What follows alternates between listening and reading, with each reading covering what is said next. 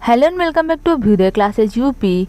आज के इस वीडियो में हम अगेन अपना फिजिकल साइंस का लेसन प्लान जिसका टॉपिक है लेंस, इस पर चर्चा करने वाले हैं। जैसे कि अपने पिछले वीडियो में हमने चुंबक टॉपिक का लेसन प्लान देखा था कि कैसे हमें लिखना है, चुंबक का लेसन प्लान कैसे बनाना है। चलिए देखते हैं। ये हमारा पाठ्य योजना संख्या 13वें नंबर का। ऑलरेडी हमने सिर्फ 12 ही नहीं, फिजिकल साइंस के 30 से ही अधिक लेसन प्लान पर चर्चा किया हुआ है। 30-40 लेसन प्लान की वीडियो आपको चैनल पर मिल जाएगा। अगर आपको उसकी आवश्यकता होती है तो प्लीज़ एक बार से आप चैनल पर चेक कर सकते हैं। फिजिकल साइंस हो या बायोलॉजिकल साइंस या अदर जो हमारे सब्जेक्ट हैं जैसे हिस्ट्री हो गया, सिविक्स हो गया, हर एक सब्जेक्ट के हर एक टॉपिक का लेसन प्लान आपको चैनल पर मिल जाएगा। आप प्लेलिस्ट चाहें तो देख सकते हैं, मैं लिंक भी दे दूँगी, आप चाहें तो वहाँ से भी जाकर चेक कर सकते हैं। ठीक है, चलिए देखते हैं आज का हमारा लेसन प्लान। छात्र अध्यापिका या छात्र अध्यापक का नाम, प्रशिक्षण केंद्र, दिनांक, कक्षा, वर्ग, विषय, उप विषय, चक्र, अवधि, ये सारे कार्य करने के बाद सीधा आते हैं आज के हमारे प्रकरण पर। तो आज का हमारा प्रकरण हमें पता है क्या है, लेंस है। ठीक, इसके बाद लेंस के बाद हम देखेंगे प्रकाश का परावर्तन एवं प्रकाश का अपवर्तन टॉपिक का भी लेसन प्लान पर चर्चा करेंगे। तो प्लीज़ चैनल से जुड़े रहें। ठीक है, इसके बाद सामान्य उद्देश्य आते हैं। सामान्य उद्देश्य लिखते हैं। सामान्य उद्देश्य में कुल 7-8 पॉइंट्स हमारे होते हैं जो हमें लिखना होता है। उसके बाद नहीं तो अन्यथा हम पूर्वत लिखते हुए यहाँ पे आगे बढ़ेंगे। इस पर भी हमने चर्चा बहुत बार किया हुआ है कि पूर्वत लिखते हुए आगे बढ़ जाएंगे। ओके, इसके बाद अनुदेशनात्मक उद्देश्य लिखते हैं। सामान्य उद्देश्य के बाद तो अनुदेशनात्मक उद्देश्य जिसे हम विशिष्ट उद्देश्य भी लिखते हैं। इसमें पहला लिखते हैं ज्ञानात्मक उद्देश्य, जिसमें लिखेंगे कि छात्र लेंस के बारे में बता सकेंगे। दूसरा होता है बोधात्मक उद्देश्य, जिसमें लिखते हैं कि छात्र लेंस की व्याख्या कर सकेंगे। और उसके बाद आता है क्रियात्मक उद्देश्य, जिसमें लिखेंगे कि छात्र लेंस के ज्ञान का व्यवहारिक जीवन में प्रयोग कर सकेंगे। ये हो गया हमारा विशिष्ट उद्देश्य। विशिष्ट उद्देश्य के बाद आप सहायक सामग्री लिखते हैं। जो भी चीज़ें आप टीचिंग के दौरान यूज करते हैं सहायक सामग्री के रूप में, वही सारी चीज़ें आप यहाँ पे लिखते हैं। जैसे लपेट श्यामपट्ट पर बना हुआ चित्र। ओके, इसके बाद शिक्षण विधियाँ में प्रश्नीकरण विधि, व्याख्यान विधि और प्रयोग प्रदर्शन विधि, ये 3 शिक्षण विधियाँ हम यूज़ करते हैं विज्ञान विषय में, विज्ञान शिक्षण में, तो वो लिख देते हैं। पूर्व ज्ञान में लिखेंगे कि छात्र लेंस के बारे में सामान्य जानकारी रखते हैं। अब पूर्व ज्ञान के बाद आते हैं हमारा प्रस्तावना के प्रश्न पर। प्रस्तावना के प्रश्न में पहला क्वेश्चन लिखेंगे आप, हम अपने आसपास की वस्तुओं को कैसे देख सकते हैं? तो हम अपने आसपास की वस्तुओं को आँखों से देखते हैं। दूसरा, आँखों में कोई समस्या होने पर क्या होता है? तो आँखों में समस्या होने पर वस्तु स्पष्ट नहीं दिखती है। तीसरा क्वेश्चन है, वस्तु को स्पष्ट देखने के लिए हम किसका प्रयोग करते हैं? तो वस्तु को स्पष्ट देखने के लिए हम चश्मे का प्रयोग करते हैं। और इसके बाद समस्यात्मक प्रश्न लिखेंगे, मौन प्रश्न की लेंस से आप क्या समझते हैं? यहाँ पे जो है छात्र हो जाएंगे मौन। हम समस्यात्मक लिख के आगे बढ़ेंगे उद्देश्य कथन की ओर। उद्देश्य कथन में लिखते हैं, आज हम लोग लेंस के बारे में अध्ययन करेंगे। ओके, अब अनुदेशनात्मक उद्देश्य पर आते हैं। अनुदेशनात्मक प्रक्रिया जिसे हम लिखते हैं, यहाँ पे आप अनुदेशनात्मक प्रक्रिया कर लेंगे।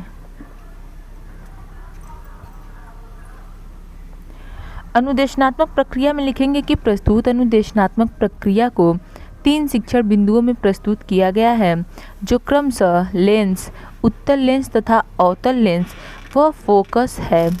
ये हो गया अनुदेशनात्मक प्रक्रिया। अब इसके बाद प्रस्तुतिकरण लिखते हैं, जिसमें पहला शिक्षण बिंदु है लेंस। ठीक,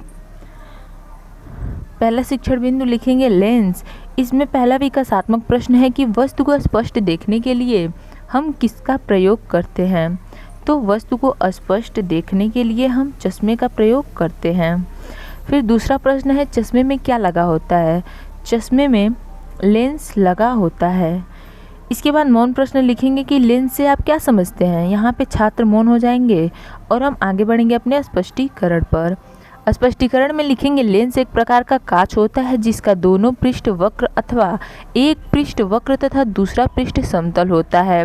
लेंस पारदर्शी पदार्थ होता है। यह 2 प्रकार का होता है। दोनों प्रकारों के नाम लिख देंगे, उत्तल लेंस और अवतल लेंस। ठीक है, यहाँ पे छात्र छात्रा ध्यान से सुनते हैं, लिखेंगे और साथ में श्यामपट्ट कार्य भी करते चलेंगे। श्यामपट्ट कार्य देख सकते हैं यहाँ पे किया हुआ है। लेंस एक प्रकार का कांच होता है या पारदर्शी पदार्थ होता है। लेंस के दोनों प्रकार उत्तल लेंस, अवतल लेंस। आप श्यामपट्ट कार्य कर लेंगे, साथ में करते हुए चलेंगे, श्यामपट्ट कार्य छोड़ना नहीं है, ठीक है।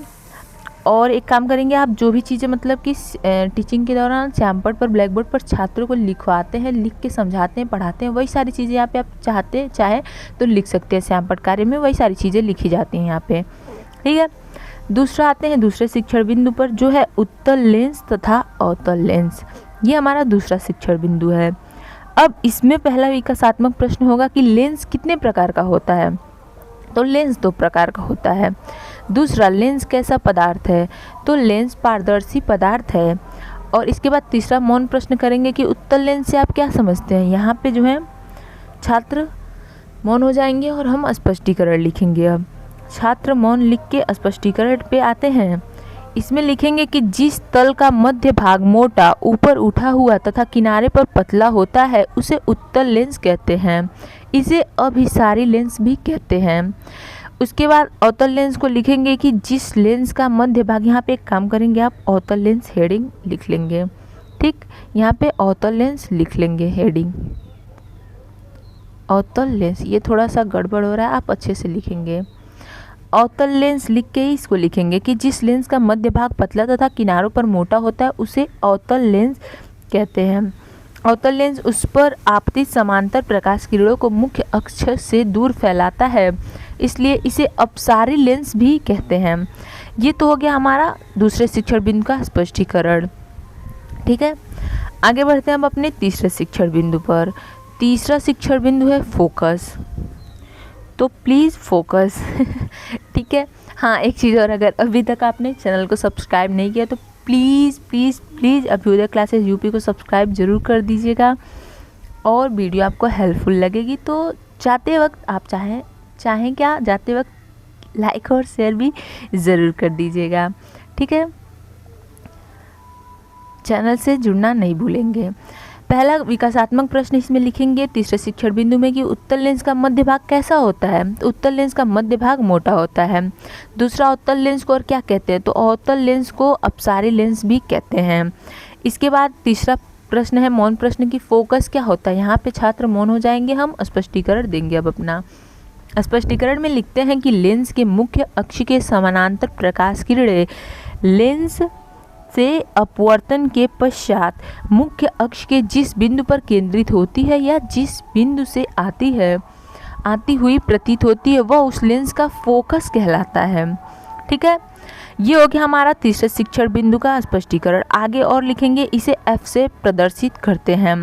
फोकस तथा प्रकाशिक केंद्र के मध्य की दूरी को फोकस कहते हैं। ओके, क्लियर है।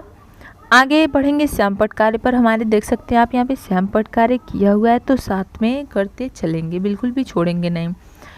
यहाँ पे छात्र ध्यान से सुनते हैं, ये भी आप साथ में लिखते चलेंगे। आई होप ये सारी चीज़ें आपको अब बताने की ज़रूरत नहीं, क्योंकि हमने 100-150 से अधिक के लेसन प्लान पर ऑलरेडी चैनल पर चर्चा किया हुआ है, प्रोवाइड करवाया हुआ है आपको हर एक टॉपिक का लेसन प्लान, और हर वीडियो में हमने इस पर चर्चा किया हुआ है, ठीक है, इन सारे छोटी छोटी चीज़ों पर, तो उसको आप ध्यान में रखेंगे। निरीक्षण कार्य लिखते हैं कि छात्र अध्यापिका या छात्र अध्यापक अगर आप हैं तो छात्र अध्यापक यहाँ पे लिखेंगे। छात्र अध्यापक द्वारा छात्रों को श्यामपट्ट कार्य उतारने का निर्देश दिया जाएगा तथा कक्षा में अनुशासन बनाए रखते हुए निरीक्षण कार्य किया जाएगा। ये हो गया निरीक्षण कार्य हमारा। अब इसके बाद पुनरावृत्ति के प्रश्न लिखते हैं, जिसे हम मूल्यांकन के प्रश्न भी कहते हैं। तो मूल्यांकन के प्रश्न में लिखेंगे कि पहला क्वेश्चन, लेंस से आप क्या समझते हैं। दूसरा, उत्तल लेंस तथा अवतल लेंस में क्या अंतर है। तीसरा है, फोकस को किससे प्रदर्शित करते हैं। और चौथा क्वेश्चन लिखेंगे, फोकस तथा प्रकाशिक केंद्र के मध्य की दूरी को क्या कहते हैं। ये हो गया मूल्यांकन के प्रश्न हमारा। अब आगे बढ़ेंगे गृह कार्य की ओर, और गृह कार्य देने के बाद हो जाता है हमारा पाठ्य योजना समाप्त। तो गृह कार्य देखते हैं। इससे पहले आपको बता दें कि जो अगला टॉपिक होगा लेसन प्लान का हमारा, वो प्रकाश का परावर्तन पे होगा। उसके बाद प्रकाश का अपवर्तन भी समझेंगे हम, ठीक है। गृह कार्य में लिखते हैं कि सभी छात्र घर से लेंस के बारे में लिखकर लाएंगे। और यहीं पर इसी के साथ होता है हमारा पाठ्य योजना समाप्त। सो गाइस, आज की वीडियो में बस इतना ही। मिलते हैं अपने अगले वीडियो में। तब तक के लिए प्लीज़ चैनल से जुड़े रहें। जाते वक्त अभ्युदय क्लासेस यूपी को अगर अभी तक आपने सब्सक्राइब नहीं किया होगा तो एक बार ज़रूर करते जाएंगे। और वीडियो पसंद आई हो, आपको हेल्पफुल लगी हो, तो प्लीज़ लाइक और शेयर भी ज़रूर करते जाएंगे। ठीक है, थैंक यू।